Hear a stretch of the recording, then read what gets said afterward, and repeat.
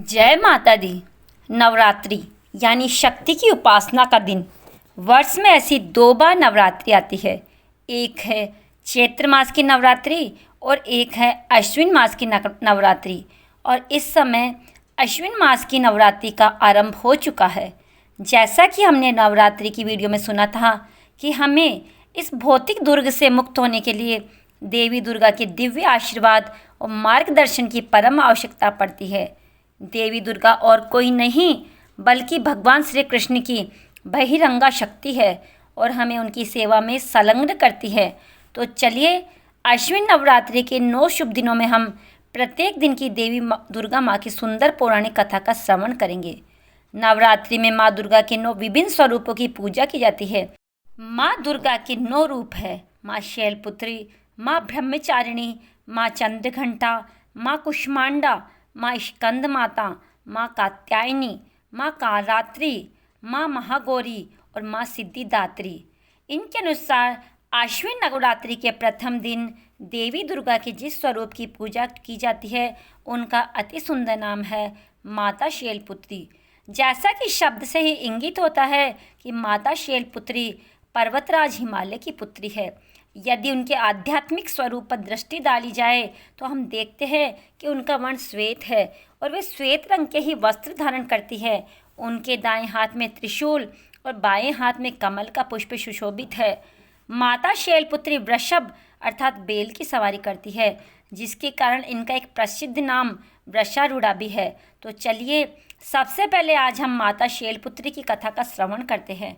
जैसा कि हम जानते हैं कि दक्ष प्रजापति की 60 कन्याएं थी। इनमें से सती नामक कन्या का विवाह दक्ष की इच्छा के विरुद्ध भगवान शिव से हुआ था। एक बार दक्ष प्रजापति ने एक महान यज्ञ का आयोजन किया तो उसमें भगवान शिव और माँ सती को छोड़कर सभी देवी देवताओं को आमंत्रित किया गया। जब सती को यह समाचार मिला तो वह अपने पिता के यज्ञ में जाने के लिए लालायित हो उठी। रुद्रदेव के मना करने पर भी सती नहीं रुकी और अपने पिता के यज्ञ में पहुँच गई। जब दक्ष ने सती के समक्ष ही भगवान शिव का अपमान किया तो उसे ये सहन नहीं हुआ और उन्होंने अपनी अग्नि में अपनी देह भस्म कर डाली। अपनी प्रिय पत्नी सती के वियोग में महादेव ने भी वैराग्य रूप धारण कर लिया और वे घोर तपस्या में लीन हो गए। इन्हीं दक्ष प्रजापति की एक और पुत्री थी जिनका नाम था स्वधा। इनका विवाह पितरों के साथ हुआ था। इन पितरों की 3 मानसी पुत्रियाँ थीं, मेना, धन्या और कलावती। अब देखिए एक समय ऐसा हुआ कि तीनों कन्याएं भगवान विष्णु के दर्शन करने के लिए श्वेत द्वीप में पधारी और उसी समय 4 कुमार भी वहां पहुंच गए।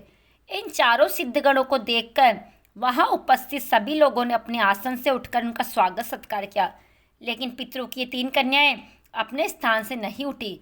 यह देखकर चारों कुमार उन पर क्रोधित हो गए। उन तीनों का स्वर्ग से दूर होकर नर स्त्री बनने का श्राप दे डाला। इस अभिशाप को सुनकर तीनों कन्याएं उनके चरणों में गिरकर क्षमा याचना करने लगी।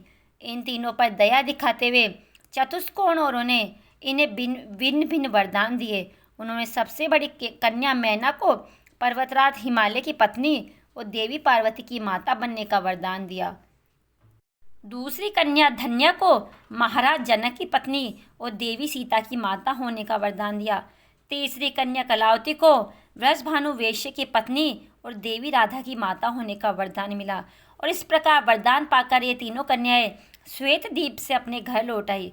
वरदान के अनुसार प्रथम कन्या मैना का विवाह पर्वतराज हिमालय से कर दिया गया।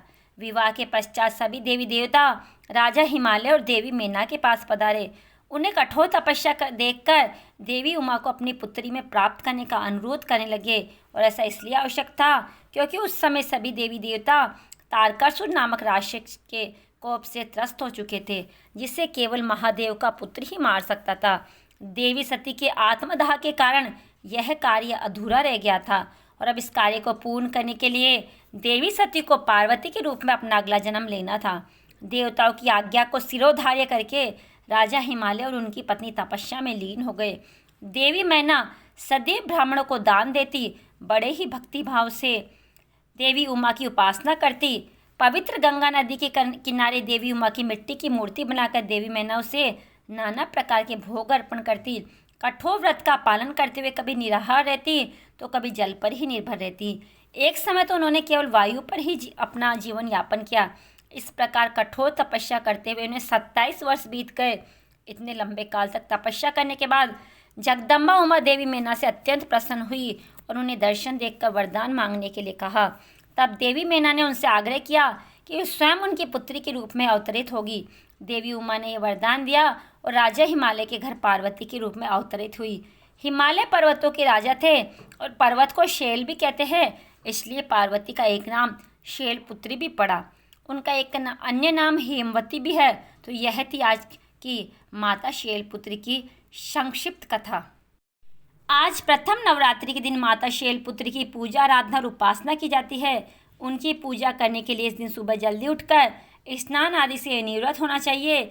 इसके बाद विधि पूर्वक कलश स्थापना करें, माता शैलपुत्री का चित्र रखें। इसके बाद देवी को कुमकुम में अक्षत अर्पित करें। माता शैलपुत्री का स्वर्ण श्वेत है, इसलिए उन्हें सफ़ेद रंग के पुष्प अर्पित करना उत्तम रहेगा। इसी प्रकार उन्हें सफ़ेद रंग के मिष्टान जैसे कि खीर और चावल भी अत्यंत प्रिय है। आज के दिन माता शैलपुत्री के इस मंत्र का जाप भी कर सकते हैं। वंदे वांछित लाभ चंद्रा कृत शेखरा वृषढम शूलधराम शैलपुत्रम यशस्विनी। भगवान शिव की नगरी काशी में माता शैलपुत्री का एक प्राचीन मंदिर है, जहाँ पर नवरात्रि के प्रथम दिन भारी भीड़ देखने को मिलती है। कहते हैं इस मंदिर में माता शैलपुत्री के दर्शन करने मात्र से श्रद्धालुओं की सभी इच्छाएं पूर्ण हो जाती है। माता शैलपुत्री को वाराणसी भी अत्यंत प्रिय है, इसलिए वे यहाँ सदा निवास करती है। तो ये थी चैत्र नवरात्रि के प्रथम दिन माता शैलपुत्री की कथा। अगर आपको ये कथा अच्छी लगी तो कमेंट बॉक्स में जय माता की अवश्य ही लिखें।